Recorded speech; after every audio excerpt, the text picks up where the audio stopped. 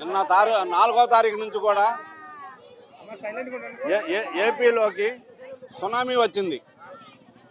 ఈ సునామీ దెబ్బకి YSR Congress party address లేకుండా మహాసముద్రాల్లో కలిసిపోయింది. ఈ 5 సంవత్సరాల నుంచి కూడా 5 కోట్ల మంది కాదు, ఇంకా ఎక్కువ మంది ఈ చీకట్లో పడి చాలా బాధలు పడ్డారు, నరకం అనిపించారు.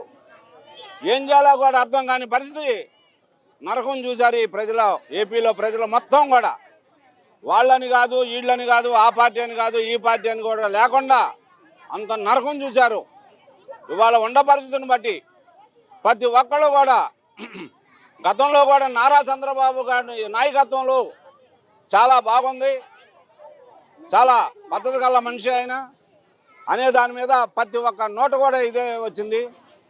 మరి అదేవిధంగా కూడా మనకి వచ్చేసేటప్పటికి కూడా మనకి ఈ రోజున ఈ చీకటి వెలుగులో నుంచి మనం బయటపడేటప్పటికి ప్రజలందరూ కూడా చాలా సంతోషంగా ఉంటారు.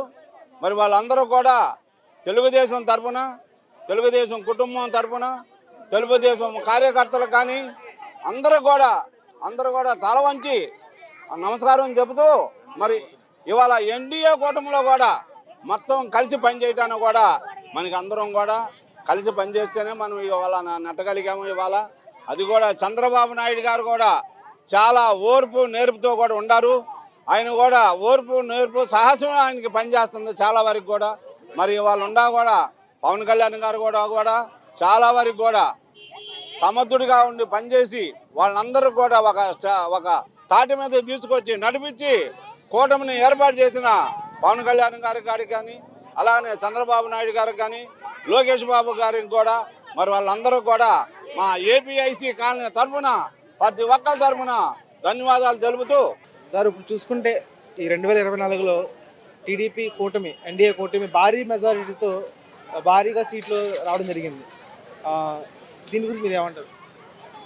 ఈరోజు ప్రజల తీర్పు ఇది. ప్రజల తీర్పులోనే మనం అందరం కూడా పనిచేసాం. ప్రజలందరూ కూడా ఈ రోజున ప్రజల తీర్పుతోనే ఎవరన్నా కానీ, ఏ పార్టీ అన్నా కానివ్వండి, ఇవాళ ఈ కూటమిలో కూడా ప్రజల తీర్పుతోనే అధిక మెజార్టీలు గెలవడం జరిగింది. ఈ తీర్పు కూడా ప్రజా వేదిక, ఇదంతా కూడా ప్రజల్లో నుంచి వచ్చింది. ఒక కసెక్కింది జనానికి.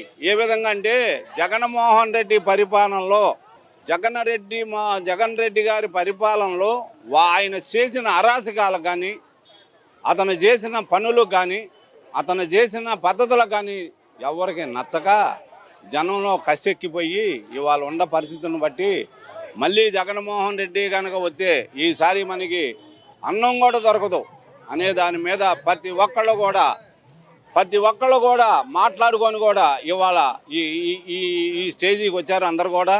మరి ఇవాళ ఉన్న పరిస్థితిని బట్టి కూడా చీకట వెలుగులో నుంచి మనం అందరం కూడా వెలుతురులోకి వచ్చాం. మనం బాబు గారు పరిపాలనలో కూడా ఇవాళ, గతంలో కూడా బాబు గారి పరిపాలన ఉంటే మన రాజధాని ఎక్కడ ఉందనంటే విజయవాడలో ఉందనేవాళ్ళు, లేదంటే అమరావతిలో ఉందనేవాళ్ళు.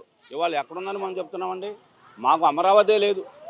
ఇవాళ జగన్మోహన్ రెడ్డి తీసుకెళ్ళి బందర్ మహాసముద్రంలో కలిపేశాడు. అటువంటి వ్యక్తిని మళ్ళీ కావాలని ఎవరు కోరుకోలే, వద్దని పంపించారు. ఎవరు కాళ్ళు సైకం పోవాలి, సైకిల్ రావాలనే వినోదంతోనే వాళ్ళు పనిచేశారు. ఎవరు కూడా, ప్రతి ఒక్కళ్ళు కూడా. ఎందుకనంటే ఇవాళ ఉన్న పరిస్థితిని బట్టి ఉప్పు కాడి నుంచి, పప్పు కాడి నుంచి, కూరగాయల కాడి నుంచి కిలో బెండకాయలు 60 రూపాయలంట, పనికిరాని పుచ్చంకాయలు 60 రూపాయలంట. ఇవన్నీ కూడా ఇవాళ ప్రజలు కూడా తెలుసుకొని ఇవాళ ఈ 60 రూపాయలు ఏంటి, ఈ రేట్లు ఏంటి అనే దాని మీద కూడా అందరూ కూడా లేడీస్తో కూడా సహా జగన్మోహన్ రెడ్డి మళ్ళీ గెలవడానికి వీల్లేదు అనే దాని మీద ప్రతి ఒక్కళ్ళు కూడా ఆలోచించి నిర్ణయం తీసుకొని ఒక కూటమి అంటే చంద్రబాబు నాయుడు గారు, పవన్ కళ్యాణ్ గారు, అలాగే మోడీ గారు ఈ కూటమిని కలిసి పనిచేసుకొని ఇవాళ అధిక మెజార్టీలతో గెలవడం జరిగింది. ఇవాళ ఉన్న పరిస్థితిని బట్టి కూడా రేపు పరిపాలన ఎంత చక్కగా ఉంటుందంటే ప్రతి ఒక్కళ్ళకు కూడా 5 ఏళ్ళు అన్నం తినేటప్పుడు 5 ఏళ్ళు లోపలికి వెళ్ళే పరిస్థితి తీసుకొస్తాడు చంద్రబాబు నాయుడు కానీ, పవన్ కళ్యాణ్ గారు కానీ. ఇవాళ ఎలా ఉందండి? ఇవాళ వంట చేసుకుందామంటే బియ్యం లేదు, స్టోర్ బియ్యం తిందామంటే ఆ పనికిరాని బియ్యం. మరి ఇవాళ ఉన్న పరిస్థితిని బట్టి ఆయన ఉన్నాడు కొడాలి నాని గారు, ఆయన మామూలుగా స్టోర్ బియ్యం అంటే సన్న బియ్యం అని చెప్పాడు. వాడి కర్మకి వాడే కారకుడు అయ్యాడు, ఎవరో కాదు. కొడాలి నాని కర్మకి వాడే కారకుడు, ఎవరో కారకుడు కాదు. అదేవిధంగా ఇవాళ ఉన్న పరిస్థితిని బట్టి ఎవ్వరు కూడా ఎవరు కర్మకి ఒకరు బాధ్యులు కాదండి. ఎవరి కర్మకి వాళ్ళే కారకులు అయ్యారు కనుక వాళ్ళందరూ కూడా వైఎస్ఆర్ ఎమ్మెల్యేలు కానీ, మినిస్టర్లు కానీ, మంత్రులు కానీ ఏపీలో ఒక్కళ్ళేడు ఇవాళ పరారులో ఉన్నారు. ఇది చూసుకుంటే కృష్ణా జిల్లాలో ఉన్నటువంటి గుడివాడ ప్రతి ఒక్కరూ ఫస్ట్ నుంచి కూడా ఎంతో ఆసక్తిగా చూస్తున్నటువంటిది. గత 20 సంవత్సరాలుగా 4 తప్పాలుగా కొడాలి నాని గారు అక్కడ ఎమ్మెల్యేగా ఉన్న పరిస్థితి. ఇప్పుడు 20 సంవత్సరాల తర్వాత రాము గారు ఒక ఎన్ఆర్ఐ అతను రావడం, అక్కడ సేవా కార్యక్రమాలు చేయడం, అక్కడ విజయం సాధించడం జరిగింది. దాని నుంచి మీరు ఈ రోజున గుడివాడలో ఉన్న ప్రజలందరూ కూడా ఎవరికి చెప్పుకోవాలంత బాధల్లో ఉండి కూడా గుడివాడలో వాళ్ళు ఉన్నారు అంటే అది చంద్రబాబు నాయుడు గారు పుణ్యం. అది ఎందుకంటే మనకి రాబోయే రోజుల్లో చంద్రబాబు నాయుడు గారు గెలుస్తున్నారు, మని ఎన్నికల రాము గారిని ఇక్కడ ఎమ్మెల్యేగా నిలబెడుతున్నారు. ఎమ్మెల్యేగా రాము గారు కూడా ఎక్కడా కూడా ఆలోచించకుండా, ఎక్కడైతే ఏం పనులు ఉన్నాయో, ఎక్కడైతే ఇతని వల్ల మన పనులు చేయించలేదో అవన్నీ కూడా ఇతను ఎమ్మెల్యే ఖాతాలకి పని చేయించాడు. కొడాలి నాని ఎంతవరకు దాచుకోవడం జగన్మోహన్ రెడ్డి నేర్పిని అయ్యే. దాచుకోవడమే నేర్పాడు కానీ, తిట్టడం నేర్పాడు కానీ, కనీసం పరిపాలన ఎలా ఉండాలి, పరిపాలనలో శూన్యం ఉండాలి, పరిపాలనలో స్మూరం ఉండాలి అనే దాని మీద ఎక్కడా కూడా పరిపాలన అనేది ఎవరు కూడా నేర్పలేదు. నేర్పడానికి అసలుకి జగన్మోహన్ రెడ్డి తెలిస్తే వాళ్ళ ఎమ్మెల్యేలకు నేర్పుతాడు. మరి ఆయనకే తెలియనప్పుడు ఇంకా ఎమ్మెల్యేలకు ఏం నేర్పుతాడండి?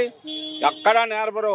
ఈ 11 సీట్లు కూడా ఏంటంటే అనవసరంగా వచ్చినట్టు అవి కూడా వాళ్ళు కూడా తట్టబట్ట చదువుకొని ఎటోళ్ళు అటు వెళ్ళిపోతున్నారు.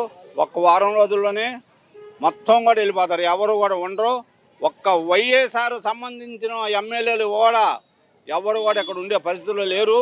ఎందుకంటే అంత అరాచకం, అంత అక్రమం చేసిన మనుషులు వాళ్ళంతా కూడా కనీసం తనమన అనేది కూడా లేకుండా కూడా అదే విధంగా చేశారు కనుక వాళ్ళందరూ కూడా రేపు రాబోయే రోజుల్లో తెలుగుదేశం కార్యకర్తలు కానీ, నాయకులు కానీ గడ్డి పెట్టి మళ్ళీ వాళ్ళని రాష్ట్రాల నుంచి పారగొట్టే పరిస్థితి వస్తుంది. పురాణ కాలాల్లో నరకాసుర వధ జరిగింది. ఆ నరకాసుర వధ జరిగినప్పుడు ప్రజలందరూ కూడా దీపావళి పండగ చేసుకొని ఇంట్లో పిండి వంటలు వండుకొని తిని సందడి చేసుకునేవారు. అదేవిధంగా ఈ ప్రజాస్వామ్య యుగంలో ప్రజాస్వామ్య యుద్ధం ప్రకారం జగన్ వధ జరిగింది. ఆ జగన్ వధ ఎవరు చేశారంటే ఎన్డీఏ కూటమి, Janasena party, Telugu Desam party, Bharatiya Janata party కలిసి ఆ వధ జరిపిన సందర్భంలో కులం, మతం, ప్రాంతం ఏది చూడకుండా కూడా మహిళలను కానీ మగవారిని కానీ కూడా చూడకుండా అన్ని నియోజకవర్గాల్లో కూడా అత్యధికమైనటువంటి మెజార్టీలు, ఉమ్మడి ఆంధ్రప్రదేశ్ రాష్ట్రంలోనే ఇటువంటి మెజార్టీలు ఎప్పుడూ ఎవరికి రానటువంటి పరిస్థితిలో మెజార్టీలు సాధించినటువంటి ఈ ఘనత అంతా ప్రజలకు కూడా దక్కుతుంది.